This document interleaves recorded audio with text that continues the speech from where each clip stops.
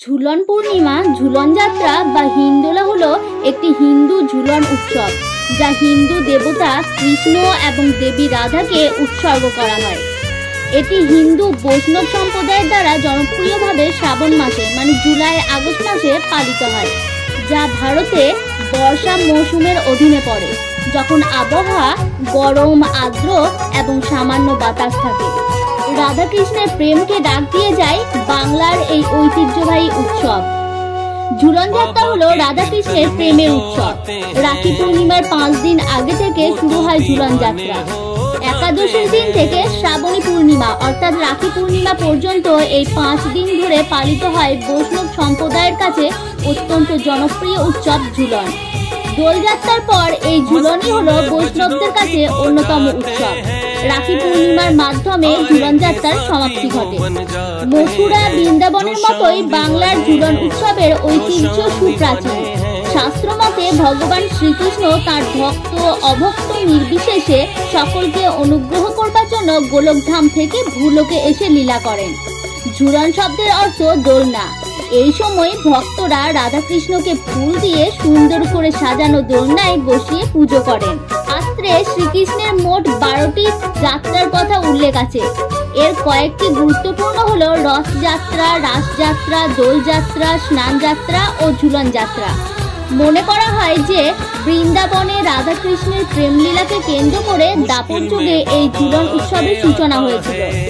এক এক অঞ্চলে দোল বা দুর্গোৎসবের মতোই ঝুলনের আকর্ষণ কিছু কম নয়। ঝুলনেও দেখা যায় নানা আচার অনুষ্ঠান ও সাবেক প্রথা। এই উৎসব হয় মূলত বনেদি বাড়ি এবং মঠ মন্দিরে। রাধাকৃষ্ণের যুগল বিগ্রহ দোলনায় বসিয়ে হরেক আচার অনুষ্ঠান পালিত হয় এই সময়ে। এর পাশাপাশি এই উৎসবের সঙ্গে জড়িত আছে সামাজিক এবং সাংস্কৃতিক ঐতিহ্য।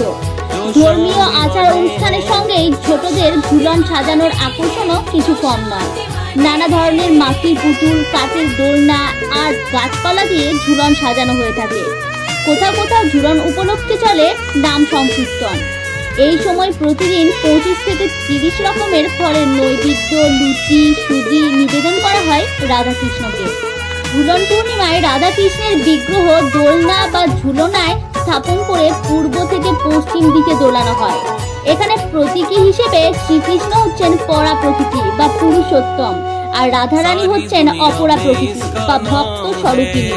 সূক্ষ্ম অর্থে ভক্ত ভগবানের খেলা।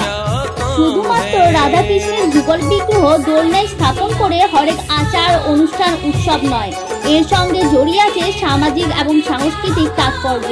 শ্রাবণের শুক্লা একাদশী থেকে পূর্ণিমা পর্যন্ত চলে এই উৎসব।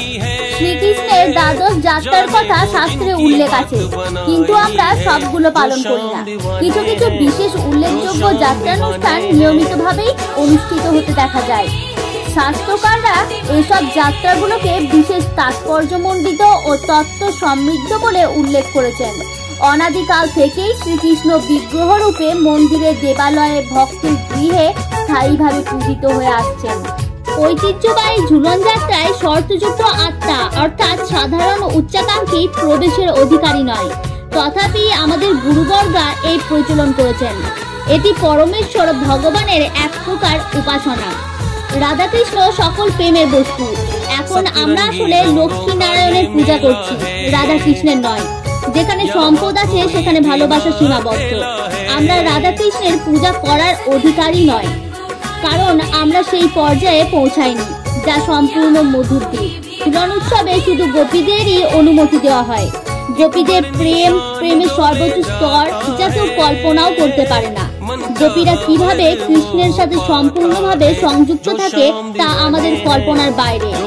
দোলনা উৎসবে শুধু রাধাকৃষ্ণ আর গোপীরা থাকে, এমনকি নন্দ মহারাজ, যশোদা দেবী, অন্যান্য বন্ধু ও চাকরদেরও অনুমতি দেওয়া হয় না।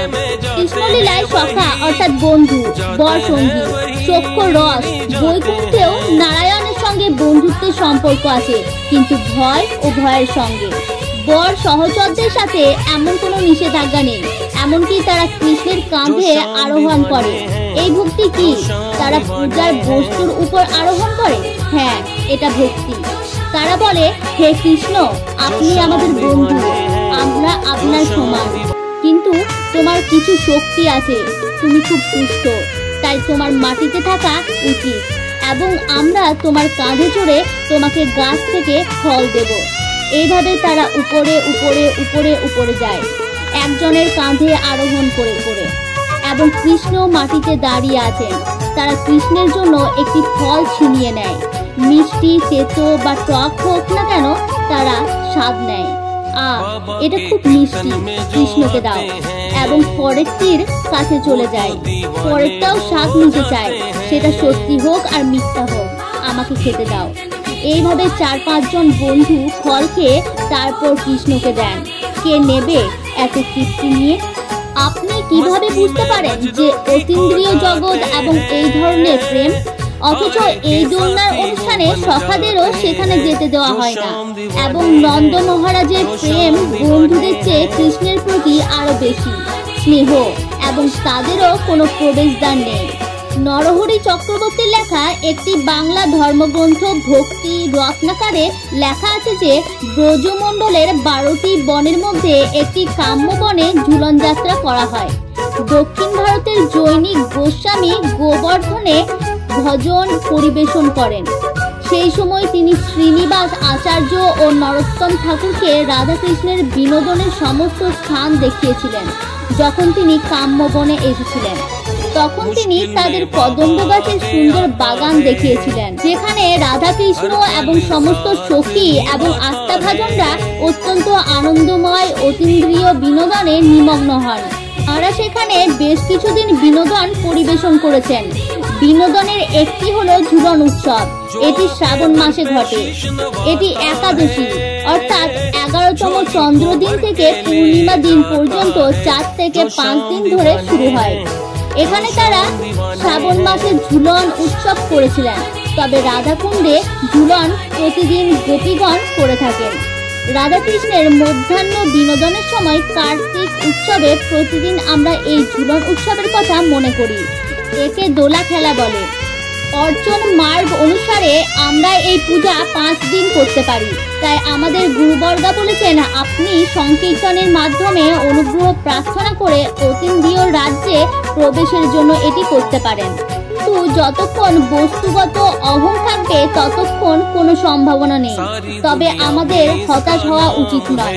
চৈতন্য মহাপ্রভু বলেছেন, নাম সংকীর্তন করো, পরম উপায়। আমি রাধাকৃষ্ণ সংকীর্তন মহামন্ত্র দিয়েছি, সবই নামে আছে। দোষ গুণ অপরাধ ছাড়াই এটি করুন।